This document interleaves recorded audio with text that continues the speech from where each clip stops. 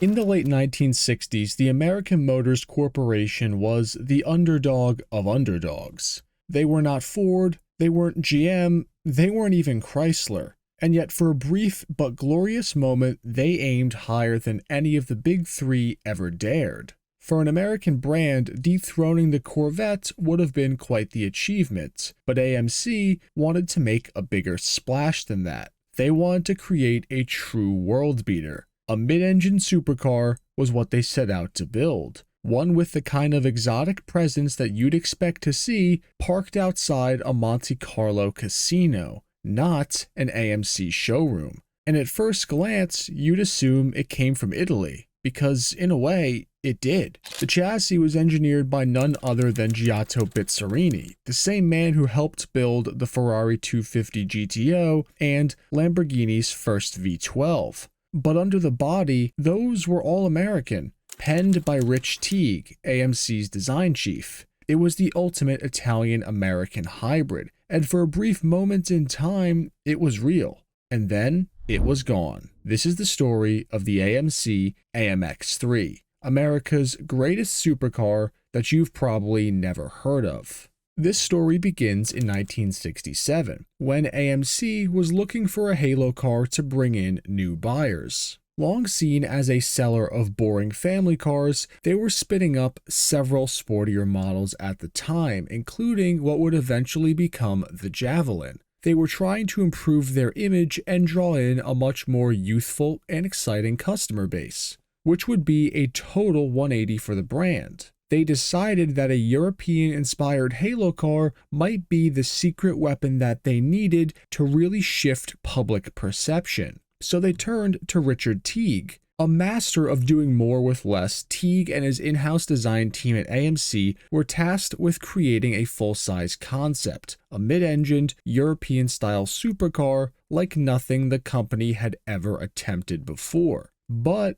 they weren't the only ones working on this. Giorgetto Guajaro of Ital Design was also commissioned to produce a competing design study. AMC was to choose the winner, and in the end, the internal team led by Teague won, and the design and engineering work then began on what would eventually become the AMX3, with loads of brilliant other people hired on board to provide their expertise. Even though Ital Design lost the initial design competition, they were also working on this project to help finalize and see through Teague's vision. Giotto Bizzarini of Ferrari and Lamborghini fame was also on board for parts of the suspension and other bits of chassis engineering. Salvatore Diamante's company, which I will try not to butcher, called Auto Costruzioni, was on board for fabrication. Heck, even BMW was brought into the fold for testing, and they each ended up having a bigger role than AMC imagined. All in all, the American Motors Corporation spent about $2 million on this effort, but the result was what Bizzarini called the best car I've ever built in terms of mechanical components and road holding,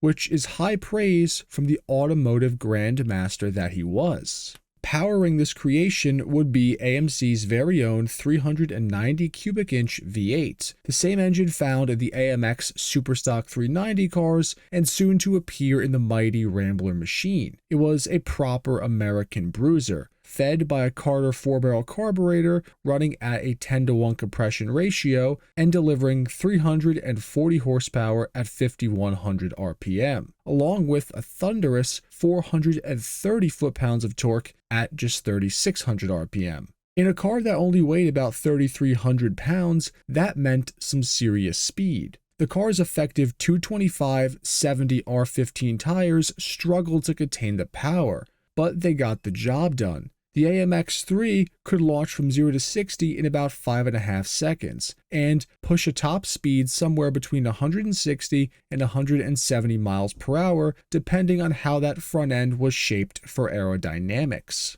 Bizzarini, who was the ever-perfectionist, took one of these early AMC prototypes to Monza to extract every last drop of performance that he could from the setup. And it wasn't long before AMC started eyeing even a larger engine for a production version, a 401. If that had made it to the street, then the numbers that we might have seen in an AMX3 road car would have been even more staggering. Underneath that bodywork though, this engineering was just as serious. The AMX3 rode on a highly responsive independent suspension setup that was tuned for really good handling and awesome high-speed stability. Braking was handled by a 4-wheel disc brake setup, and the gearbox was a 4-speed manual built by none other than OTO Melara, an Italian company that was better known for building tanks and naval guns than transmissions. So it's safe to say that this 4-speed box was probably stronger than your average T5.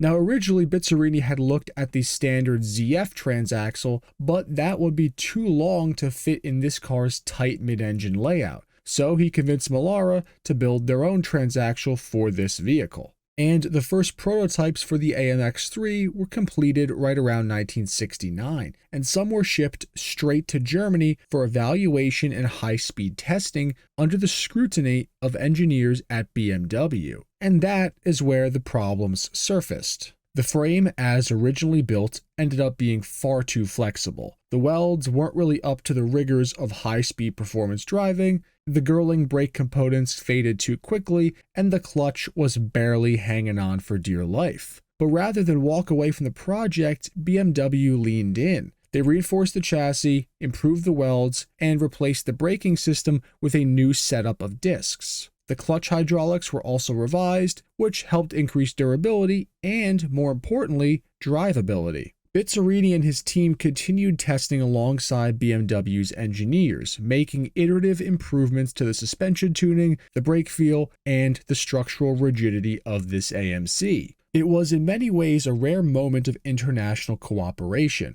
It took America's essentially ugly duckling of an automotive brand and combined that with some of Italy and Germany's brightest minds, all working in sync to bring this prototype to life. And by early 1970, the AMX3 was nearly ready for the spotlight. One prototype was presented to the world on March 23rd in Rome, followed shortly after by another showing in New York on April 4th. And the media reception? Well, it was overwhelmingly positive, and not just from the American press. Even the Europeans were intrigued. The AMX3 didn't just look serious, it was serious.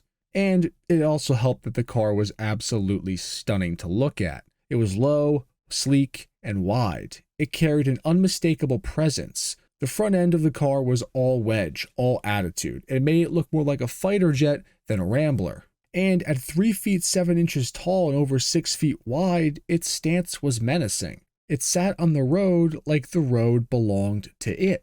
Pop-up headlights preserved the body lines in daylight, while a mix of louvers and cutouts channeled air through the body for both function and a lot of flair. Some versions of the prototypes featured a hatchback-style rear, while others had a recessed rear window that offered a view straight onto the beating heart of that mid-mounted AMC 390. 3 more prototypes were constructed in 1970 as refinement continued, and there was real momentum now. The car had the looks, it had the performance, and thanks to all the engineering and work that went into it over the years, it had the drivability chops to back it all up. But back in the United States, a grim reality was starting to set in. AMC, a company known for making smart, economical moves and not major gambles, was starting to feel the financial strain. For the big three, development of a car like this, it would have been a rounding error. But for AMC, $2 million sunk into a handful of hand-built prototypes was a mountain that they just could not afford to keep climbing. And like that, the dream began to unravel. Quietly and without ceremony, AMC pulled the plug, and the AMX3 was dead before it ever truly lived. 6 cars were completed, and 3 more chassis were left in varying states of construction. The entire program itself was scattered, passed along to engineers, collectors, and a handful of passionate insiders who refused to let it die in obscurity. Now, all 6 of the original AMX3 prototypes still exist today, tucked away in private collections and museums. And one of these old AMX chassis actually served as the foundation for the stunning Iso Revolta Veredo concept. So in a strange way, pieces of the AMX3 lived on even after AMC left the project altogether. Now, the AMX3 was a moonshot. It was a statement. It was a declaration that even the smallest car maker in America could dream as big as Ferrari or Lamborghini and build something that didn't just compete with the best, but it could have beaten them.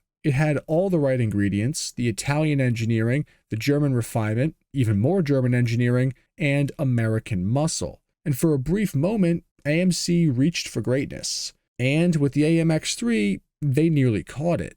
But that about wraps up my video on the AMX3, America's forgotten supercar. Hope you all enjoyed this video. Be sure to like, share, and subscribe. It really helps me out as we are closing in on that 100K subs mark really quickly. But as always, I will see you all in the next one, enthusiasts.